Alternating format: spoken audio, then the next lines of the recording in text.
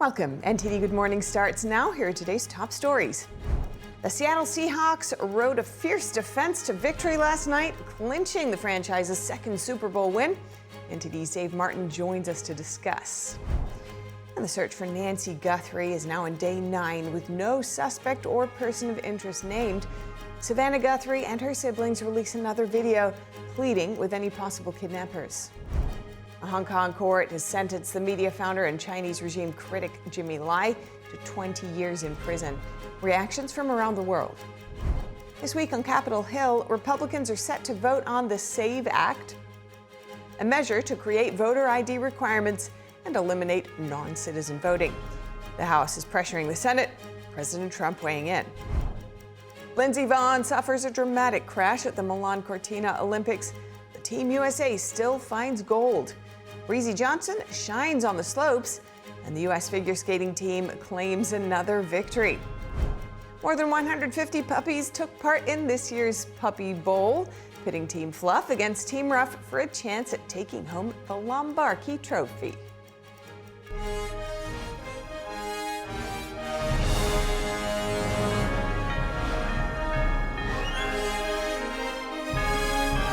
This is NTD Good Morning, live from our global headquarters in New York City. Here are Stephanie Cox and Carrie Dunst.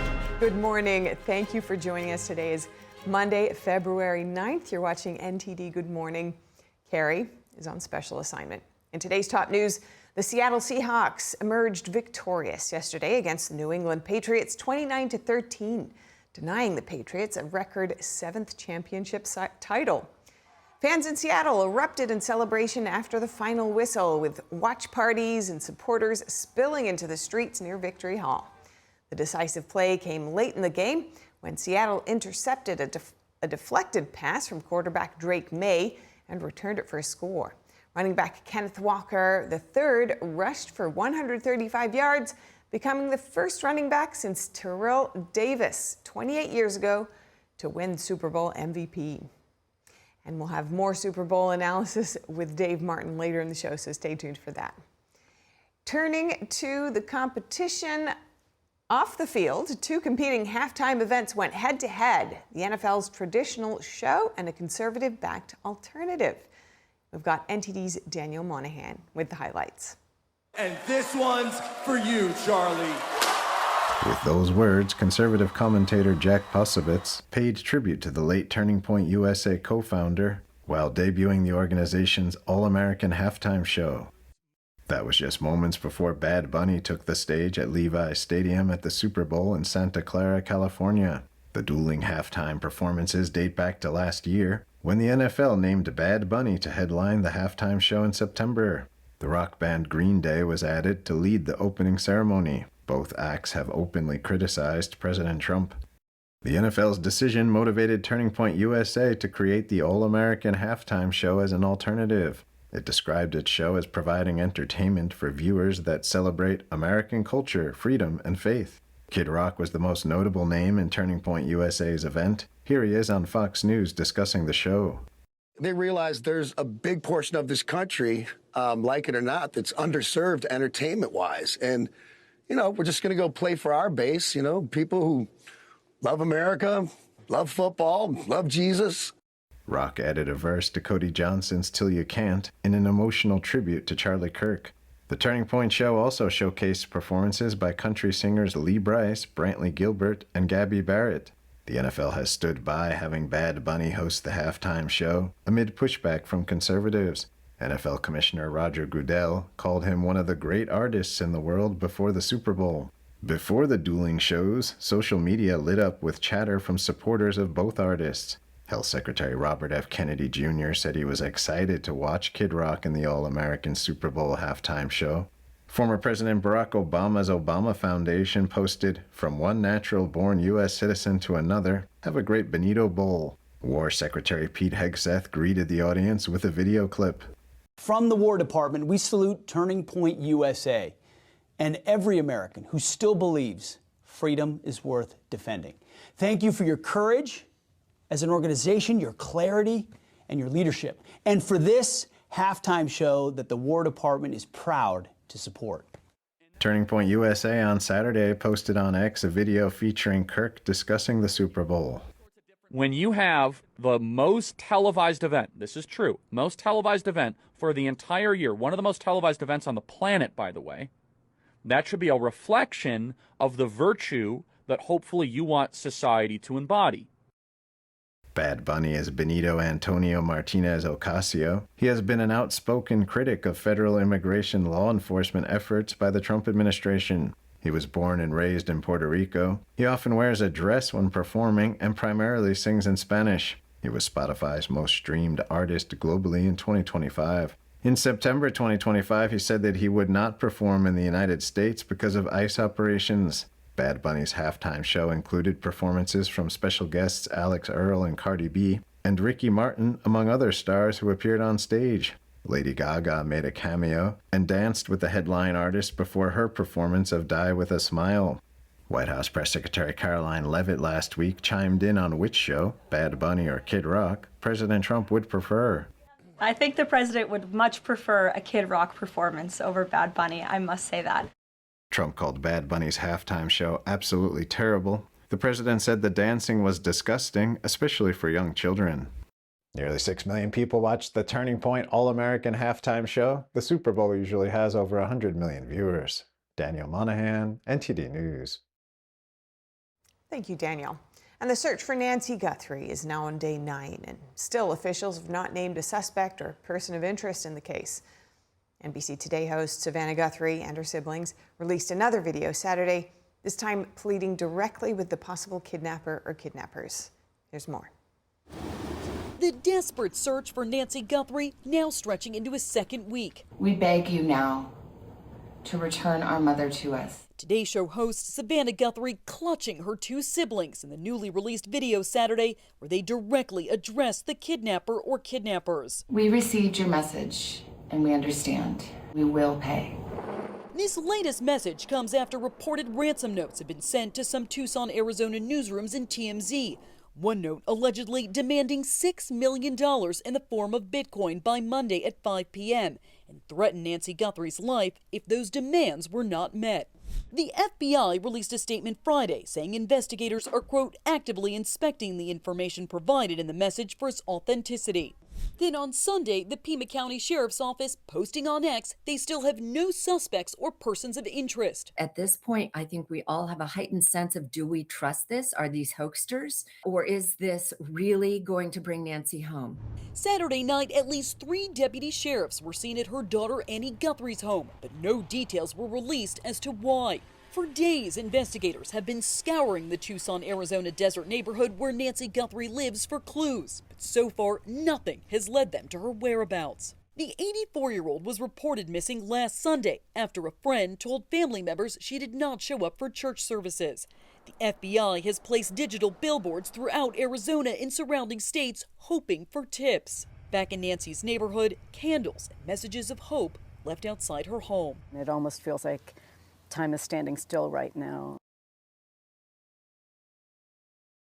President Trump is congratulating Japan's prime minister after her coalition secured a decisive election victory. In a post on Truth Social yesterday, Trump wished Sanae Takaichi great success, praising what he called her conservative peace through strength agenda. Trump said that Takaichi's party holds a historic 2/3 supermajority in the Japanese parliament for the first time in decades. He also wrote that it was his honor to endorse her. Takaichi responded on X, thanking Trump for his message and signaling plans to visit Washington. She described the potential of the U.S.-Japan alliance as limitless. The big win is paving the way for Takaichi's agenda, which aims to boost Japan's economy and military capabilities to counter China. NTD's Flora Hua has that story. Japan's ruling coalition led by Prime Minister Sanae Takaichi secured a landslide election victory on Sunday. With the coalition partner, Takaichi now has a supermajority in Japan's lower house, meaning her legislative agenda can override the upper chamber, which she does not control. Takaichi called the early election only after 3 months in office. In a Truth Social post last Friday, Trump gave Takaichi his total endorsement and says he plans to host her at the White House in March. Takaichi thanked President Trump via her social media on Sunday, saying she's looking forward to the visit and hopes to continue to boost the U.S.-Japan alliance. U.S. Treasury Secretary Scott Bessent called Takaichi a great ally on Fox News Sunday Morning Futures Watch. Japan, the prime minister called a snap election, the quickest snap election in Japanese history, and boy, has she had a big victory today. She's going to have 2/3 majority in the upper house. President Trump endorsed her last week. She is a great ally, great relationship with the president. And when Japan is strong, the U.S. is strong in Asia. The U.S. ambassador to Japan, George Glass, also congratulated the prime minister, calling the result a magnificent victory. The result comes as tensions between Japan and China over Taiwan grow. Last year, Takaichi warned that any Chinese attack on the island could trigger a military response from Japan. Takaichi is Japan's first female leader who says she's inspired by Britain's Iron Lady, Margaret Thatcher. Flora Hua, NTD News. Israeli Prime Minister Benjamin Netanyahu is expected to meet President Trump in Washington on Wednesday. The two are expected to discuss negotiations with Iran following indirect talks between U.S. and Iranian officials on Friday. Netanyahu's office said in a statement that any negotiations must include limitations on ballistic missiles and a halting of the support for the Iranian axis. The meeting on Wednesday will be the 7th between the two leaders since Trump took office. Now to Hong Kong, where Jimmy Lai, an important pro-democracy voice and outspoken critic of the Chinese Communist Party, has been sentenced to 20 years in prison. Hong Kongers and the world are reacting strongly to the sentence. Here's that story. A court in Hong Kong has sentenced media founder and critic of China's Communist Party Jimmy Lai to 20 years in prison. A panel of judges sentenced Lai under the city's national security law, a law imposed by the Chinese regime in 2020. Lai, who started the pro-democracy newspaper Apple Daily, was convicted in December last year of colluding with foreign forces and publishing so-called seditious material. Before his sentencing Monday, he had already spent years in custody. Supporters had been lining up outside the courthouse for days, hoping to see him in person. I think the Hong Kong situation now is like today's weather, gray and covered with dark clouds. Apple Daily was the only platform which carried the voice of the Hong Kongers. Today's sentence brought no relief. The judges spared Lai the maximum penalty of life in prison. But for the 78-year-old, 20 years could still mean he remains in prison for the rest of his life. Lai's family says his health has worsened during years of detention. His son called the punishment devastating for the family and life-threatening for his father. The ruling prompted immediate criticism from press freedom advocates. Jody Ginsburg, CEO of the Committee to Protect Journalists, said in a statement, "The rule of law has been completely shattered in Hong Kong." The Asia director of Human Rights Watch, Elaine Pearson, said Lai's sentence is effectively a death sentence. She added Lai's years of persecution shows the Chinese government's determination to crush independent journalism and silence anyone who dares to criticize the Communist Party. Edward Lee, a former chief breaking news editor for Apple Daily, said Lai's prison sentence was shocking. The words I've heard the most today are, "There's nothing more to say." Everyone has reached a point where they're completely lost for words. When you see this verdict, you really don't know what else you can say. Senator Rick Scott said in a statement, Jimmy Lai was unjustly sentenced by Communist China to 20 years in prison for the crime of daring to think differently from the CCP and refusing to use his newspaper to spread CCP propaganda. Taiwan's government condemned the harsh sentence and called for Lai's release. Taiwan's Mainland Affairs Council said Lai's sentence under Hong Kong's national security law not only deprives him of his personal liberty and tramples on freedom of speech and press freedom, but also denies the people's basic right to hold those in power accountable. Still to come, Arctic air lingers over the Northeast with New York City freezing, but forecasters say relief is finally here. And this week on Capitol Hill, Republicans are set to vote on the SAVE Act, a measure to create voter ID requirements and eliminate non-citizen voting. The House pressuring the Senate and President Trump weighing in. And with ever smarter technology, more people are replacing in-person interactions with screen time. But are they really good substitutes? A physician explains the dangers of social isolation and why human connection is essential to our health.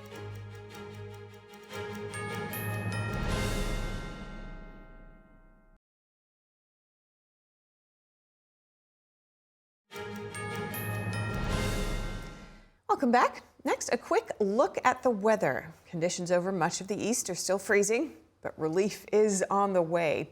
Forecasters say winds will slowly subside during the week and temperatures will gradually start to rise. In New York, the temperature went down to 3 degrees yesterday, with wind chills making it feel closer to -14. In other parts of the Northeast, the feels-like temperatures went down to -40. Fortunately, though, forecasters say the temperature will increase every day this week and move into the 40s by Wednesday. Yesterday, New York City was colder than parts of Antarctica, but it didn't stop people from going out. NTD's Sean Marshall has that story. New York City Emergency Management warns that temperatures below 20 degrees Fahrenheit can cause frostbite in a matter of minutes. Officials are urging New Yorkers to stay indoors whenever possible and to call 311 if they see anyone out in the cold that may need help. Not everyone is staying indoors, though. In Central Park, police and rangers are on high alert, keeping people off of the ice.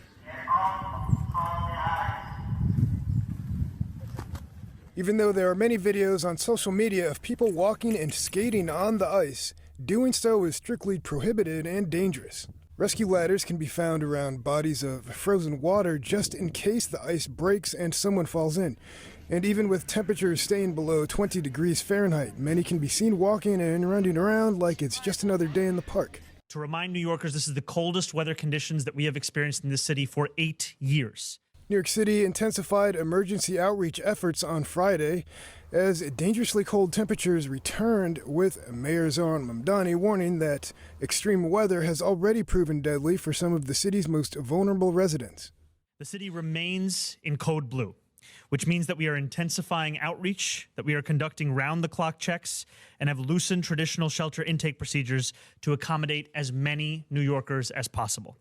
311 calls are being rerouted to 911, so help gets there faster. And we are immensely grateful for the 911 operators who serve as the connective tissue of our emergency operations. The city is working with the state to redirect mental health teams to focus on life-saving street and subway outreach. Mamdani said the city has opened 10 new warming shelters since last Friday and added 7 health and hospital centers across all 5 boroughs. 10 additional warming buses have also been deployed at key locations. According to AccuWeather forecasters, the cold storm pattern is not quite over yet. Long-range meteorologists have been monitoring the possibility of another winter storm to develop across the eastern United States near the second week of February, including Valentine's Day weekend. Sean Marshall, NTD News. Lawmakers returned to Washington today with just days to find a funding solution on the Department of Homeland Security or see the agency shut down. House Minority Leader Hakeem Jeffries says Democrats are standing firm on their demands for reforms to federal immigration enforcement. He says if those demands aren't met, a DHS shutdown would be the fault of Republicans. The Democrats' list of requirements includes requiring immigration enforcement agents to wear body cameras and remove face masks. With the Friday deadline fast approaching, certain Republican lawmakers have indicated openness to some of their demands, but other demands are seeing more pushback from Republicans. Missing Friday's deadline would not cause a full government shutdown, as the deadline is for an agreement to provide funding just for DHS. Meanwhile, Republicans on Capitol Hill are pushing to eliminate non-citizen voting. House lawmakers are teeing up a vote this week in a bid to pressure the Senate to act. NTD's Melina Weiskup reports. Republicans in Congress doubling down on an effort to require voters to show ID to vote in all elections. You look around the world, upwards of 90% of democracies require voter ID. The idea that you wouldn't have it would probably seem bizarre to most people. It's an effort to root out non-citizen voting, which critics argue is an issue that should be left to the states. Every state should be allowed to decide the best way to proceed to ensure that there's a free and fair election. Here in New York, there are, in fact, voter identification requirements. The question is the SAVE Act would set federal standards for voting requirements, which in some cases could help states enforce laws they already have on the books.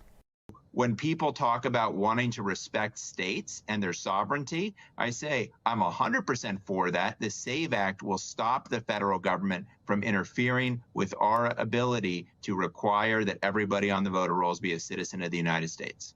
While voter ID is a popular idea among voters from all parties, Democrats in Congress have repeatedly blocked the measure from advancing. This week, House lawmakers are ramping up the pressure on their Senate colleagues.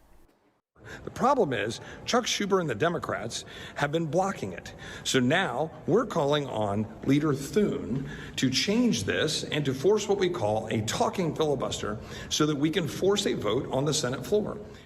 A talking filibuster would require steep commitments from both sides of the aisle. The goal is to open up an unlimited floor debate until one side gives, allowing for a simple majority vote and sidestepping the need for Democrat support. President Trump on Friday weighing in. I'd love to use the filibuster. The SAVE Act is very important. Voter ID, I mean, if you look at it, no mail-in voting, and you have to have proof of citizenship. Everybody wants it. Senate Majority Leader John Thune has not committed to taking the time-consuming approach. Instead, he's aiming to attach the SAVE Act to the must-pass bill to fund the DHS. We will get a vote on the SAVE Act at some point, and I'm not sure exactly what that context will be. It might be, maybe it's in the context of voting on the DHS bill if something's agreed upon. Lawmakers face an end-of-the-week deadline to fund the DHS and prevent another partial government shutdown. Reporting from Washington, D.C., Melina Weisskopf, NTD News. The Trump administration is warning of big potential social services fraud in Maine. The administration's top healthcare official suggests it could be as big as Minnesota's recent welfare scandal. Medicare and Medicaid Administrator Dr. Oz said yesterday on businessman John Castaned's radio show that this is another big crisis. That looks a lot like Minnesota's. It comes after Maine Republicans sounded the alarm. Late last year, a whistleblower alleged millions of dollars had gone missing from the state's Medicaid program. Just like in Minnesota, Dr. Oz alleges this fraud is also connected to the state's Somali population. Investigators estimate over $1 billion had been redirected from social services programs in Minnesota. According to Dr. Oz, Minnesota and Maine are just two among many cases of Medicare and Medicaid fraud. He's repeatedly named California as one of the worst offenders, prompting pushback from Governor Gavin Newsom. And the Trump administration's top Medicare official, Dr. Oz, is urging Americans to get vaccinated as measles cases rise across the country, especially in South Carolina. Dr. Oz said yesterday measles is a disease where vaccination is particularly important. Federal data shows hundreds of cases already reported this year, most involving people who did not receive a measles vaccine. CDC figures show South Carolina accounts for the majority of those infections. Dr. Oz also stressed that access to the MMR vaccine is widely covered under federal health programs. At the same time, the Department of Health and Human Services told the Epoch Times that vaccination decisions should still be discussed between families and their doctors. Now, memories of the pandemic are still fresh in the minds of many people. Social isolation and working from home became the norm, but the toll on our mental and physical health is still not fully understood. In this episode of Vital Signs, physician and author Dr. Molly Maloof joins host Brendan Fallon to explain the surprising harm that loneliness can cause and why a certain amount of social stress can actually be good for us. Here's a preview. My takeaway from a pedestrian understanding is that a little bit of the right stress, healthy stress, is good for the body. Sure. How does that translate to relationships?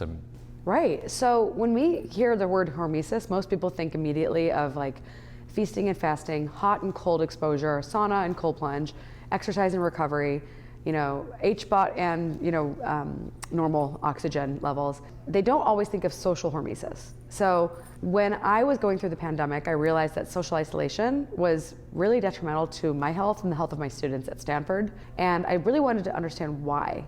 And I discovered that social isolation creates maladaptive social cognition and really creates the conditions where social interaction can be really stressful. On the flip side, when we put ourselves in social environments, there is initially some stress, right? There's occasionally conflict resolution. There's novelty to experiences. Going to a conference with hundreds, if not thousands of people is a stressful experience. And a little bit of stress can activate vasopressin, right? Which is like putting you in a state of defense, maybe trying to protect yourself because you want to make sure that you're safe.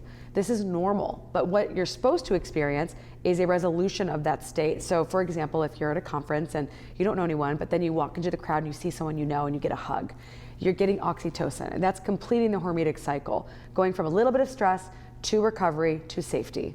And that cycle over time can create a more resilient person. You become more resilient to more social stress. You can handle larger crowds, you can handle more people. And it's really important for those who are socially isolated to give themselves small hormetic doses of social interaction in order to become more accustomed and more acquainted to feeling comfortable in social environments, especially if you've had a period of social isolation. In terms of the students you mentioned at Stanford, did you give them guidance to apply that principle coming out of the pandemic or dealing with being in that situation? It was a really difficult time to be doing all of this work because at the time I didn't actually know about social hormesis, but I did know about the importance of human connection. And it felt like a lot of my lectures were really coming to life in real time. And it was really tough when I was going through the human connection lecture because we were basically forced to quarantine. This was during the quarantine period that I was teaching, which means that it was very hard for people to actually leave their homes. So I think when the quarantines were lifted, it became easier for students, but I think the students that were on campus and had communities around them thrived a lot more than the students that were at home and more isolated. Mentioning that situation where people couldn't leave their houses, the opportunities for the internet, online connection were paramount at that time. Yeah. It's kind of a double-edged sword, though, I think, with the technology and the prevalence of screen use and everything. It's this observed phenomenon where, I guess, Gen Y, Gen Z more so, having trouble connecting with people because they're so used to interacting via this medium. Right. How do we deal with this kind of situation when we have this kind of social force inhibiting our interaction to some degree? Well, we need to start addressing the problem of processed social connection and processed sex. Porn and social media are both not surrogates for human connection, human intimacy. They are not substitutes. They are very inferior. They do not give you social cues. They do not help you develop social interaction skills. And they are deeply problematic for young people because we have record rates of anxiety and depression, especially in young women. It's a big, big issue. And I think we need to, the government needs to get involved, and we need to start addressing it on a macro level and not just with parents, because it's really tough to take a kid's screen away from them. But we also need to realize that the more isolated you are, the more you experience social interaction through screens and not through actual human interaction, you are still physically isolated, right? And without that human interaction, your brain, its natural state, without human connection physically, is unsafety signaling. That is the generalized unsafety theory of stress. It's that your brain's baseline default mode setting when you are alone is to feel unsafe and hypervigilant to find threats. I was elk hunting last week, and there was this lone elk running around like going berserk because you were elk hunting? Yes, it didn't have a herd next to it. It was extremely vulnerable. So we developed loneliness as a primitive hunger signal to bring you closer to your tribe, right? And unfortunately, like 1 in 2 people are lonely, and loneliness is worse for your health than 15 cigarettes a day. So loneliness is actually worse for your health than smoking, drinking, sedentary behavior, and obesity. So we need to really address loneliness systemically, and we need to really teach parents that their kids need to interact, and we should ideally create the conditions where young people can interact together in person and not always be glued to their phones, because it's not a substitute and it's contributing directly to anxiety. The way that we turn off unsafety signaling is human connection, in-person connection. And unfortunately, this isn't widespread and taught in medical schools, nor is it taught in residencies. And so it's very new science, and it takes about 15 years for things to go from the bench to the bedside. So I think eventually this will get to the forefront, but I'm unfortunately one of the earliest people, and I kind of feel like a canary in the coal mine. To see that full interview and others on how to optimize health, go to ept.ms/vital signs. Vital Signs offers general health information not intended as medical diagnosis or advice. Please consult your doctor before undertaking a new health regimen. And up ahead, steer clear of scams this Valentine's. We have a cybercrime expert with what you need to know to protect yourself and your loved ones. After this.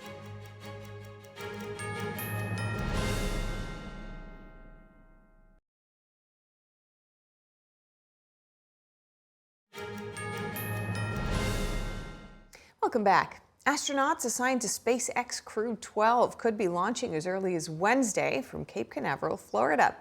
This is after the delay from Artemis II's Moon mission, which opened up the earlier launch attempt. This will be the 13th crewed SpaceX mission to the ISS, and they'll be joining the 74th and 75th live-board missions called expeditions. The 4 astronauts could remain on board the International Space Station for up to 8 months. Next, Shen Performing Arts has been touring the world since December, bringing audiences a glimpse of 5,000 years of traditional Chinese culture, a history the Chinese Communist regime has long tried to suppress. And while true art speaks directly to the heart, artists from different walks of life say Shen goes even deeper. A best-selling author who attended the performance in West Palm Beach, Florida, says the show helps you get in touch with your inner self. NTD is a media sponsor of Shen, covering audience reaction since 2006. Take a look at this one. I found that it was very engrossing. Like, I just wanted to be a part of it. The music was amazing. Just from a cultural standpoint, it was very educational as well. And I really, really like that a lot. It's really getting in touch with your inner self and being true to it, which creates the flow. And they definitely were expressing that. So from the soul, from the inside out. The scenography is just unbelievable. I never thought it would be anything like this, you know. I'm gonna have to tell all my friends to come and see it too, because it's amazing. I was very impressed with the production value. With what I do, I can put a lot of value into that. A lot of timing, a lot of preparation, a lot of talent. It's my first time. I'm blown away. Sheng's mission is to revive 5,000 years of traditional Chinese culture and values from before communism. In addition to myths and legends, the company also portrays modern tales of courage in the face of China's brutal persecution of faith. I just have to say the statement of the whole play and the courage is really what I'm blown away by. You know, the freedom of religion, the freedom of faith is so important. And I know how much courage it takes to put on a play like this and how much pushback you must be getting. So my prayers are with everyone that's involved in this play, that, you know, the light can shine and this could stop. Very, very positive message. I mean, anyone that undergoes persecution anyway, and if they're out there, you know, freedom fighting and because they believe and they're doing the right thing, prayer and meditation, it's an incredible message. And you have that definitely weaved in throughout the entire storyline here. Sheng's performance also includes solo performances from singers and instrumentalists, which impressed some of the audience members. The musical score was absolutely amazing. I mean, honestly, like it's a symphony, but it feels like any movie you would see, like a Christopher Nolan movie or whatever. You know, it's very consistent to really add to the theme of the overall message. I'm used to it to the Italian, opera, but I really loved the soprano and the bel canto, because this is what I studied for. Amazing voices, amazing, in two different aspects, which just really brought it together. And they sang in such a space where it really brought their heart in particular out, and just brought it out from, I believe, the audiences. I love how they take the traditional Chinese instruments and add them into the orchestra. It adds such a nice element, makes it feel very authentically Chinese, which I love. NTD News, West Palm Beach, Florida. Welcome back. Romance scams are on the rise, and with the development of online platforms for connecting with strangers, fraudsters' methods and means are becoming more and more sophisticated and nuanced. As Valentine's Day approaches, we have with us legendary FBI operative Eric O'Neill. He's the author of Spies, Lies, and Cybercrime, and has advice on proactively protecting yourself and your loved ones. Good to see you today, Eric. How do most romance scams begin? Well, most romance scams begin with a slow burn. And here what we're talking about is those scams that capture you into what you perceive as a romance, but really what you're talking to is a cyber criminal using an avatar that he either borrowed from someone else's social media account or stock photos, or today more and more is creating whole cloth with AI deepfakes. Oh, incredible. So what are some red flags that people can watch out for? Well, what Valentine's Day scams want to do is use emotion against you. And what they'll do is they will create some sort of emotional trust through dating apps, or even Instagram, Facebook, WhatsApp. And then what they do is they introduce a crisis that requires money fast. And they always have a sense of urgency. It could be medical bills, legal trouble, or even a story like someone stole my wallet. I just need some money really quick. Now, the trigger for anyone who might be in this is there's this urgency. I need money fast. Confidentiality, please don't tell anyone, keep this private. They don't want you to go ask a friend for help. And they often want a quick wire transfer, or they talk you into sending crypto, or even reading out the codes for gift cards. So anytime someone is trying to get you to send crypto or a wire transfer, any time of the year, it might be a scam. But if you think that your new romance might be a cyber criminal, you have to be very careful. And one more tactic they use that's happening a lot now is what's called love bombing. Sounds pretty cool, but it's not. It's a manipulation tactic where these scammers just absolutely overwhelm you with affection. In normal relationships, it might take a long time for someone to say, I love you. But a scammer, a romance scammer, is going to say it really quickly. They're going to say that we're racing towards forever. I've never felt so deeply for you. These sort of things, way farther, way closer than someone would normally say. So one good rule of thumb here is if it seems too good to be true, it probably is, so you should investigate. And how common are romance scams today? The crime is in the billions. It has gone up year after year after year. It really hit its start during COVID, during the lockdowns, when everyone was looking for connection and using online connection far more than human connection. And cyber criminals prey on that online connection. They will never meet with you in person. So one tip that I do give is try to get them to meet in person. Even if they fly across the country, try to get them to meet in person. And if they have excuses every single time, might be a scam. Why is that? Where are these people usually based? Well, they might not be in the U.S., right? If you're in the U.S., they might be in one of the countries that launches a lot of these cyber attacks, like Russia, for example. Or they're here in the U.S., they're launching this scam, and they know that if they show up, they don't look anything like the AI avatar they created that you fell in love with. There's another romance scam that's going around too. Cyber criminals are pretending they're celebrities. There was a very famous case recently where a woman in Paris was scammed out of $850,000 because she thought she fell in love with the superstar actor Brad Pitt. And the cyber criminals used AI-generated images of Brad Pitt in a hospital. And he said, I need money for medical bills. I'm in a fight with my business manager. I just need you to float me some money and I'll pay you back. And she, of course, thought it was Brad Pitt that she was in love with and he'd pay her back, and sent these cyber criminals $850,000 before she found out it was a scam. Yeah, so, I mean, some of these stories really, a person could feel ashamed, after that becomes aired, and not just something as extreme as that, but many of the everyday stories, I'm sure, have that element of embarrassment. So what do you suggest for people who may be feeling unsure as to whether they've fallen in love with an actual person or a criminal, but they're also don't want to sort of tell people about it, they need to verify? What would you suggest? Who can they turn to? That's a very good point, because criminals understand the psychology of this. There's something called confirmation bias, and that means that we want something to be true so badly, we find ways to fool ourselves into believing that that thing that we know in our heart of hearts isn't true, it can't be true, it's too good to be true, is true.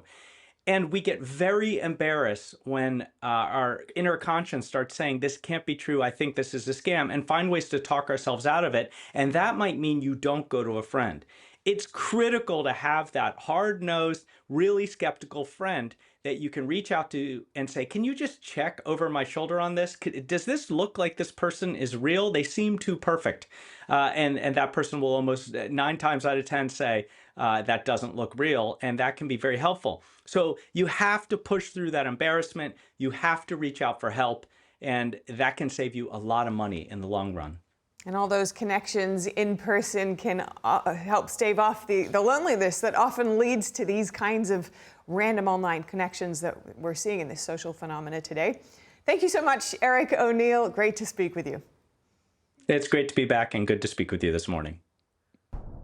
Coming up in the NFL, the Seattle Seahawks rode a fierce defense to victory last night, clinching the franchise's second Super Bowl win. NTD's Dave Martin joins us to discuss.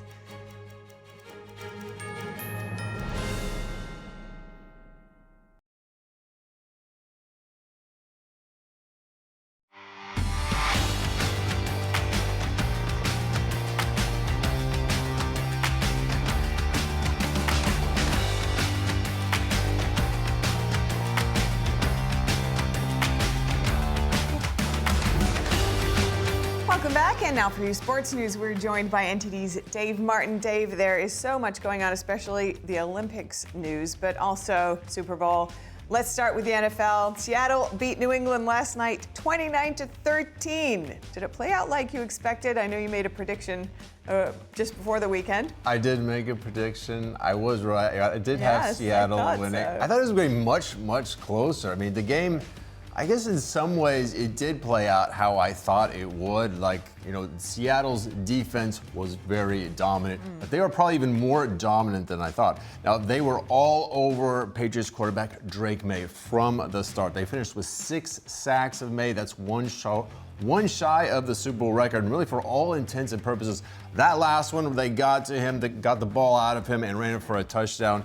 I mean, that was as good as a sack. It looked like a strip sack to me. That would have been 7. They counted that as an interception instead. I mean, but their pass rush was so fierce. It had an effect on Maye even when the few times that he had actually time to throw the ball. I mean, he looked like he was sped up. Then when he did have the time, when he did have open receivers, he wasn't able to hit them. Now, some of that could be he had that shoulder injury heading into the Super Bowl, so that could be part of it too, but he did not have his best day there. Now, meanwhile, the Patriots, they couldn't run the ball either. So then when they fell behind by a couple of scores there, you know, in the second half, they were in big trouble because then all they had to do was, you know, the Seahawks know you're going to pass, and so they're going to be all over the pass rush there. So a very dominant win by Seattle. That is their second Super Bowl win in franchise history. That's true, though despite the dominant win, the game was actually pretty close. Yeah, really, through first 3 quarters. I mean, it was 9-0 at halftime. It was 12-0 through 3 quarters. You know, the Patriots defense kept them in it. They did well on defense as well. Really, I would say Sam Darnold, his scrambling ability really kind of separated the game there early on there in the first half especially. They got a few field goals there early on. And Chris Collinsworth, who's one of the best commentators out there for NBC, I really like listening to him. He pointed that out. I thought he was spot on with that there in the first half. And they got also the running back, Kenneth Walker. They got him going. He had a big first half, 94 yards rushing. That was a big difference in the game. He finished with 135. He was named Super Bowl MVP. But like you said, there was no touchdown until the 4th quarter. That is when Sam Darnold hit A.J. Barmer as a tight end to make it 19-0 then in the 4th quarter. So exciting. You know, the final score would have been a lot worse had it not been for Patriots cornerback Christian Gonzalez. He was credited with 3 pass deflections. There's one right there. That was a very crucial one. That would have been a huge gainer, and in a tight game, a huge gainer is a big deal. It seemed like he had more pass deflections. He was only credited with 3. Had they somehow pulled this off, he could have been easily named Super Bowl MVP. So even though they lost, there were a few bright spots though for the Patriots. For sure. And they've got Drake Maye coming back next year. He's only 23 years old, so the future is good for the Patriots. Hopeful. So yeah, I'm looking at hopeful That's here all that for matters. Patriots. Right. I mean, Looking listen, forward. The Patriots fans had just had a huge dynasty, you know, 6 Super Bowl wins. This could soon be the start of a new one. It just wasn't this season. That's all. Okay. Well, there's sure to be another one at some point. We shall see. But let's shift gears to the Olympics. The U.S. finally on the medals board with a pair of golds.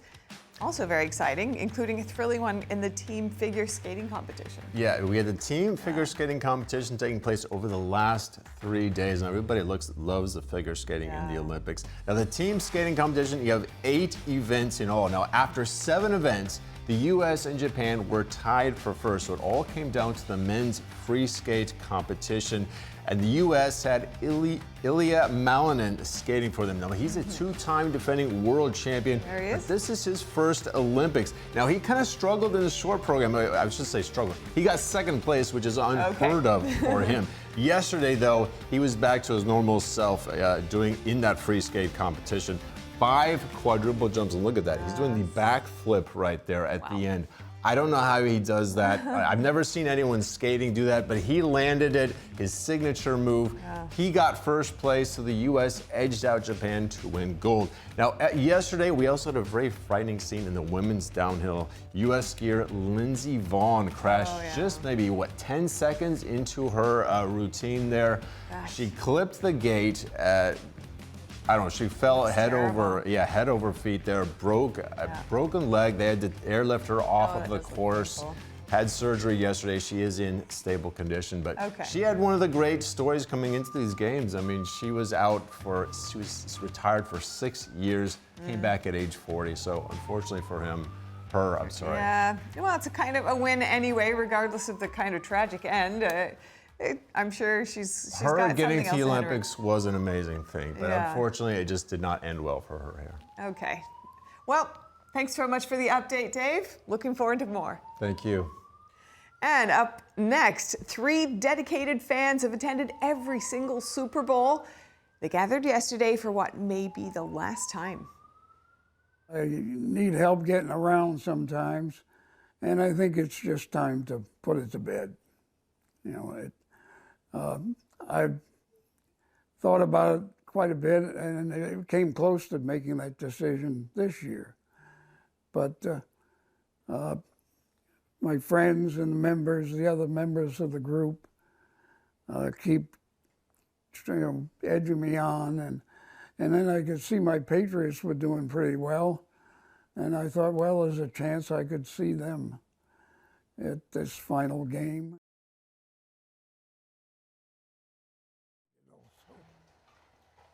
It wouldn't feel like the Super Bowl without all of them together. The 3 friends, all of them in their 80s, are the only remaining members of the Never Miss a Super Bowl Club.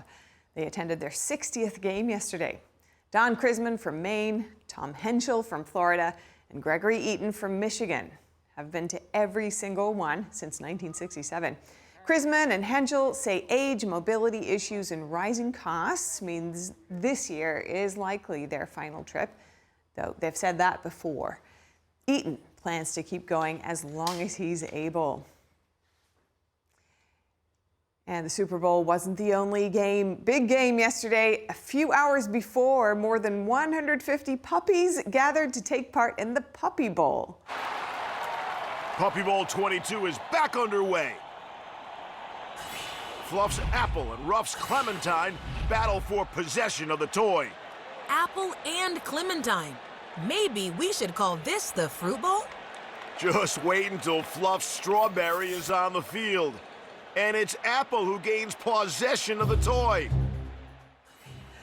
Team Ruff and Team Fluff went back and forth in the match, but in the end, Team Fluff won their 2nd consecutive championship, taking home the Tom Lombardi.